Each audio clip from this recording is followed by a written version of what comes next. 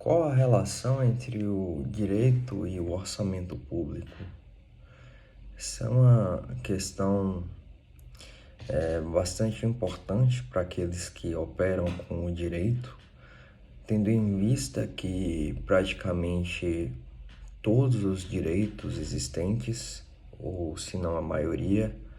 eles são condicionados, principalmente os direitos sociais, à questão da existência de um orçamento para que se efetivem tal como está disposto na Constituição. Então, dito isto, tem-se uma bivalência entre o poder executivo e o legislativo em relação a quais os direitos serão efetivamente postos em práticas, tendo em vista que o poder executivo ele é o responsável por colocar no orçamento público e priorizar de acordo com os valores disponíveis ao governo federal as verbas necessárias através da Lei Orçamentária Anual, conforme diretrizes estabelecidas na Lei de Diretrizes Orçamentárias e no Plano Plurianual. Então, uma vez que os recursos do Estado eles são finitos, não infinitos, cabe uma espécie de o que a doutrina vai chamar, em especial a doutrina de Harrison Leite, vai chamar de escolhas trágicas. Existe uma analogia muito bem colocada acerca dos recursos públicos não insiste, mas que simboliza a figura de uma pessoa deitada na cama com o seu cobertor, sendo o cobertor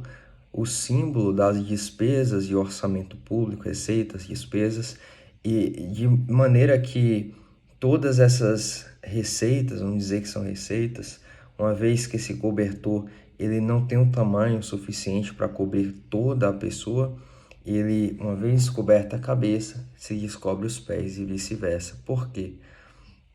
Porque o Estado tem recursos finitos, como dito agora há pouco, e muitos direitos a concretizar, principalmente após toda essa propugnação do neoconstitucionalismo, em que se requer do Estado postura positiva acerca dos direitos, e repito, volto a dizer, acerca dos direitos sociais, que são direitos de segunda dimensão. Direitos de segunda dimensão são aqueles que exigem uma postura ativa, positiva do Estado, e dessa forma, quando o Estado ele deixa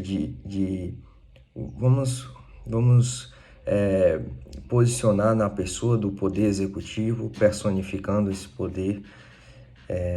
quando o executivo deixa de concretizar no orçamento público determinado direito social, pode ser qualquer outro direito que dependa, mas os sociais eles são mais dependentes da posição ativa do Estado. E quando ele deixa por ausência de recursos ou por priorizações do próprio governo, o que também se sujeita a uma política, daí a intercorrespondência entre política e direito também. E quando ele prioriza determinado programa ao invés de outro, falta o orçamento. A sua possibilidade de arcar com os custos desses demais direitos, ficando alguns direitos, vamos dizer assim, como analogia, descobertos. Então, dito dessa forma, cabe também ao Poder Legislativo, através de emendas individuais e parlamentares, de bancada ou de parlamentares, também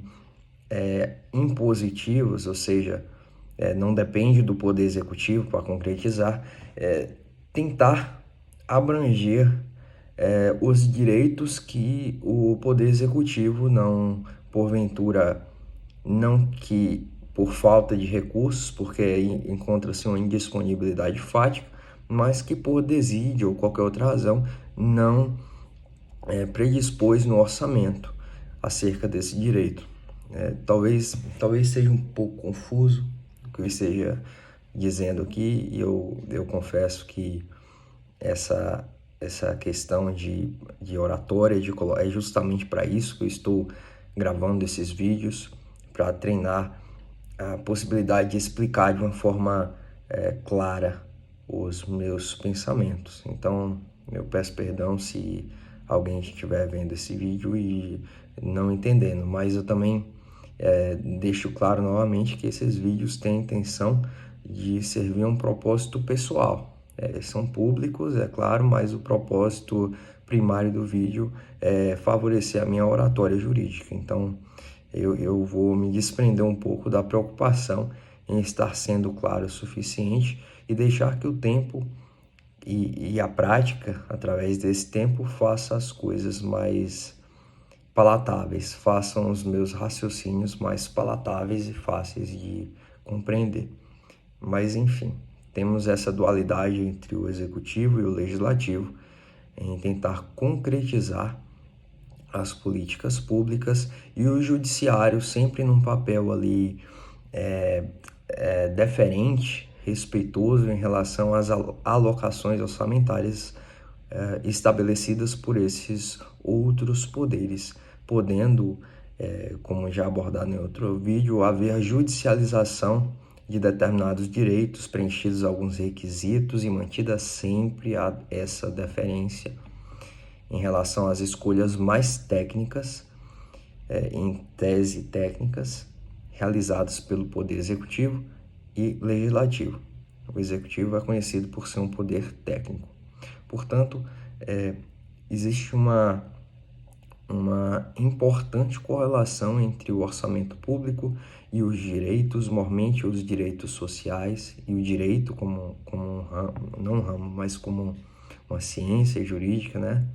Apesar de que existe divergência se o direito é ou não uma ciência, e de maneira que sem a possibilidade real, fática, de existirem recursos para efetivarem tais direitos, principalmente sociais, resta impossibilitada a própria eficácia desses direitos subjetivos, não é? Então, penso que é o que caberia ressaltar sobre essa correlação entre o orçamento e o direito, e sem entrar em pormenores acerca de procedimentos, de emendas parlamentares individuais de bancada, ou as características do orçamento e etc. Tudo isso não caberia no tempo que eu sempre ultrapasso aqui, né? Eu me proponho a fazer um vídeo de 5 minutos, mas acabo divagando muito. Isso também eu tenho que consertar conforme eu for evoluindo aqui, né, na oratória. Então vamos lá.